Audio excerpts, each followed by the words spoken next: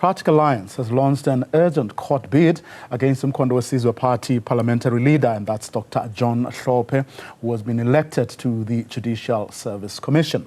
The DA argues that it is irrational and inconsistent with the independence of the judiciary for the National Assembly to designate an impeached judge to serve on the JSC and participate in the appointment of judges. Well, joining us now is Helen Zille, the Democratic Alliance's federal chairperson. A very good afternoon to you, Ms. Zille. Thank you very much for your time. Now, Freedom Under Law and AfriForum, I believe, have both filed application. Would it not have been better to join them because they're essentially making the same points that you are making?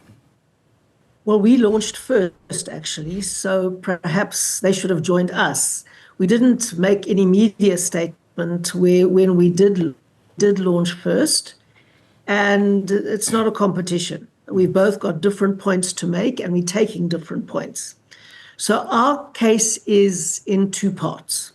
The first part is to interdict Dr. Hlophe from taking up his seat at the Judicial Services Commission so that he cannot participate in the appointment process of new judges, including one to fill his own vacant position of the Judge President of the Western Cape.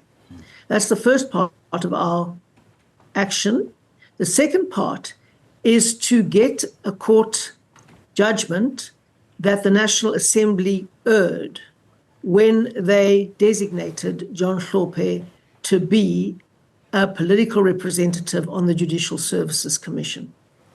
And we say that the Parliament erred because it is irrational and undermines the independence and integrity of the judiciary to have a situation where a former judge who was impeached primarily through the Judicial Services Commission and then through Parliament, for such a judge or a former judge to then be put back onto the Judicial Service Commission to choose other judges and partake in disciplinary processes potentially against other judges.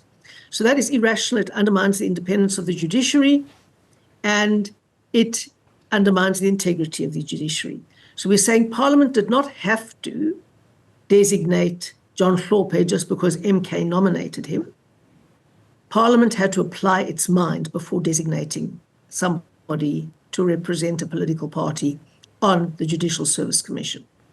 And to someone who says, look, I mean, maybe logic and common sense would dictate to everyone exactly what you've just said. However, there is no law precluding John Hlophe from or taking up this position in the JSC.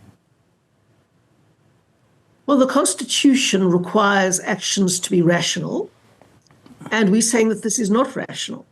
We're saying it's completely unreasonable, and anybody, as you say, who applies common sense to the situation will come to the conclusion that it's irrational.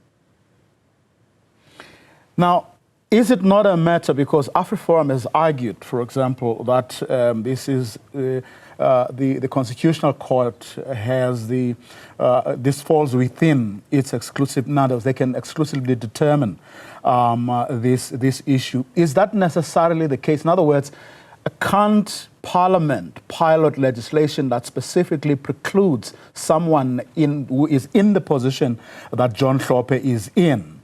In other words, taking someone who has been declared to be unfit to be a judge to a body that's responsible for appointing judges? Well, obviously no one thought that this absurd situation would arise. Exactly. One can't legislate for everything. And certainly the drafters of our Constitution could never have imagined that this kind of thing was happening or would happen. That is just how absurd it is.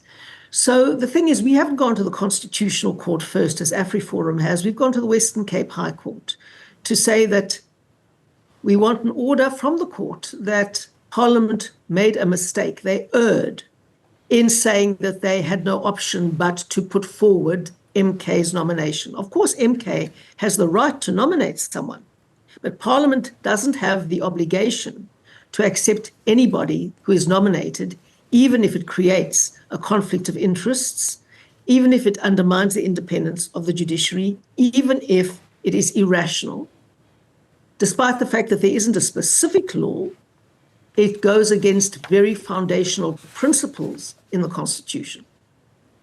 And you would not object if the MK party decided to field a different candidate? In other words, it's not about the party, but about the person.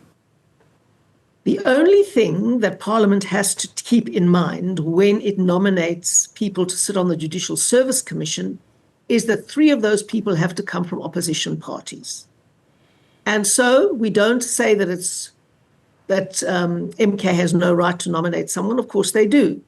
But they must just nominate someone who is a fit and proper person to be there. And John Hlophe is not that person? No, because he was impeached. He was found not fit and proper to be a judge. So how can he be sitting on a body that nominates judges for appointment? Until this matter is determined by the court, he stays. Well, we're seeking an urgent interdict. That's why it is urgent. And if there's an interdict, then he won't be able to sit on the Judicial Service Commission when it does its interviews later this year. Helen Zille, let me thank you very much for your time. Really appreciate it.